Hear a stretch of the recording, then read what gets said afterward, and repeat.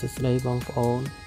ដែលមិនទាន់ចេះឧបសគ្គសេរ៉ូមអាចមើលវីដេអូនេះបានបងប្អូនហ្នឹងហើយសម្រាប់សក់បងនេះធ្លាប់អ៊ុតម្ដងហើយវារៀងថងចុងហើយកោរួញឥឡូវគាត់បានមកទទួលសេវាកម្មអ៊ុតសេរ៉ូមយើងទី1យើងកក់ហើយផ្លុំឲ្យស្ងួតយើងដាក់សេរ៉ូមចូលសូមពណ៌ប្រាក់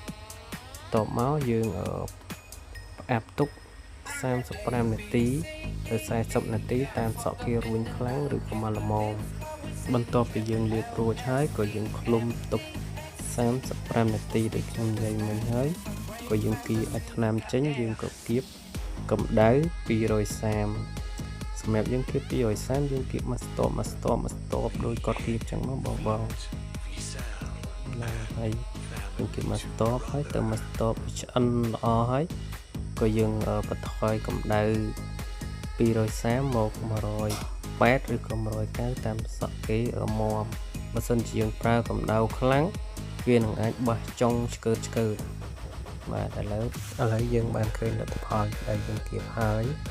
ហ្នឹងសម្រាប់បងប្អូនចង់បានវីដេអូថ្មីជួយចុច Subscribe ឲ្យបានច្រើនមកចាំនឹងធ្វើវីដេអូថ្មីទៀតអរគុណជំរាបលា